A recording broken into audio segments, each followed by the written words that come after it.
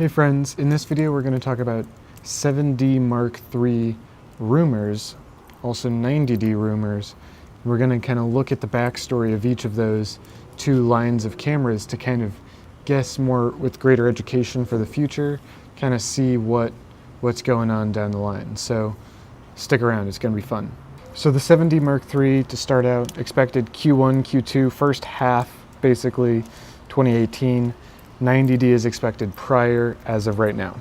So in terms of timelines, the 7D came out in September of 2009, the 60D came out in August of 2010, the 6D came out in September of 2012, the 70D came out in July of 2013, the 7D Mark II came out September 2014, the 80D came out February 2016. 5D Mark IV came out August 2016. So you might be saying to yourself, well, Josh, what's the point of you talking about all this stuff? Like, yeah, we get it. These aren't relevant anymore. But when we're thinking about the 7D Mark III and the 90D coming out soon, that seems indicative to me of the 90D coming out, this September into next February, March. Not necessarily in Q1 of next year. So the 90D might come out this year, but that would be a little bit of a stretch in my view. I don't see why the 90D is a rumor quite yet. It is, but I don't see why it is. The timeline doesn't seem to match up. That's all I'm trying to say. However, the 90D has a lot of potential to be one of the first cameras that implements 4K for Canon, usable 4K for Canon on a bigger range of cameras. And that would make sense, because the 77D, the T7i, those really, the EOS M6, those newer cameras, they need to be a step below, and the 90D would give that step up. And the 60D, 70D, 80D, and potentially 90D, that series has been Canon's video-oriented APS-C size censored cameras.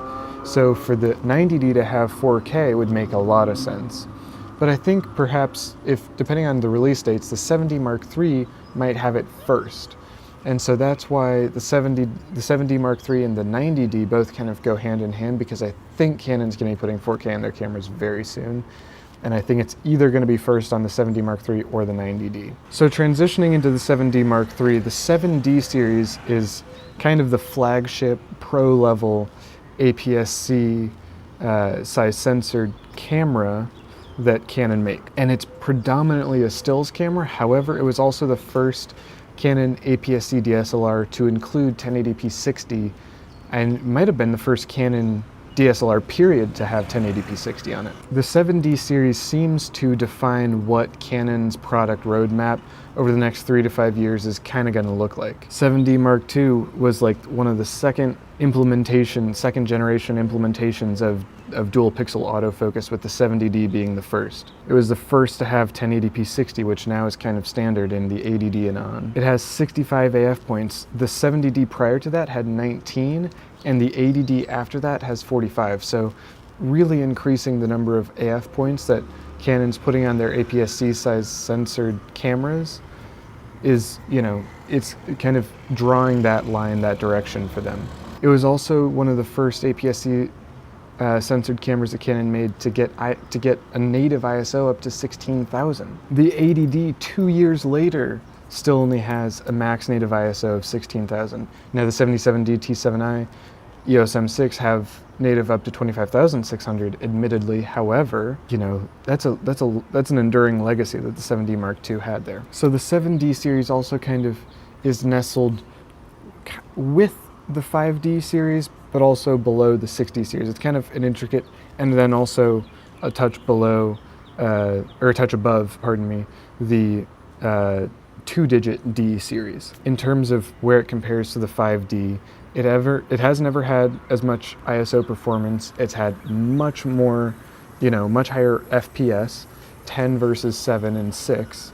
So the 5D Mark III had 6, the 5D Mark IV has 7, the 7D Mark II has 10. In terms of autofocus points, the 7D Mark II had, even still is better than the 5D Mark IV with 61 autofocus points. The 7D Mark II had DPAF, 5D Mark III did not. However, the 6D, which came out before the 7D Mark II, actually had better high ISO performance than the 7D Mark II. And that makes a little bit of sense, right? Because it's a full frame sensor with the same amount of megapixels. So here are what my estimates are for the feature set on the 7D Mark III.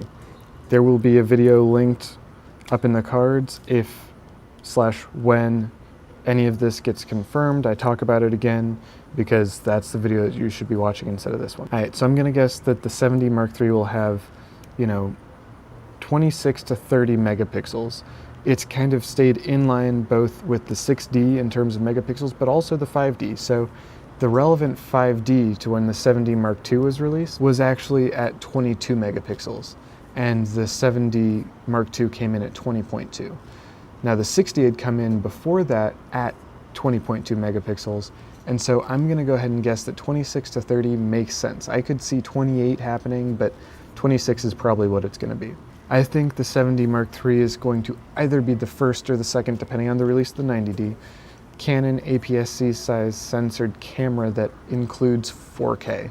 And I think it will because the 7D series has a CF 2.0 card slot, CFast 2.0 card slot. So they can put motion JPEG on there. I think though, that's when Canon's gonna release an XAVC codec. I think that's gonna be the tipping point. And potentially, you'll be able to update firmware on something like a 6D to be able to include that. Hopefully, probably not, but hopefully, because that would be a huge deal. I think the 7D Mark III is either gonna continue with the 65 point AF, or it's gonna go 100 plus AF points plus DPAF. So I think that, Canon feels like they can get away with fewer dedicated autofocus points and kind of keep those really central if they're gonna offer DPAF. I think that might be changing.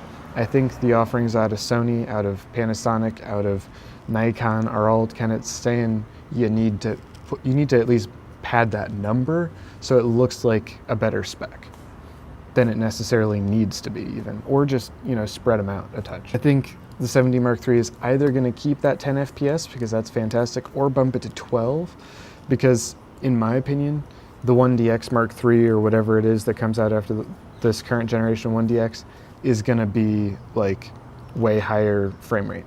So it might be mirrorless, it might be whatever, but I think it's going to be way higher frame rate. So I think 7D Mark III, pardon me, is going to hit 12 frames a second. I think the 7D Mark III is going to max out at ISO 32,000 because the 7D's ISO, max native ISO, has consistently been below the 6D and fairly equivalent to the 5D series. And so, in my estimation, about 32,000 makes sense because that's what the 5D series is presently.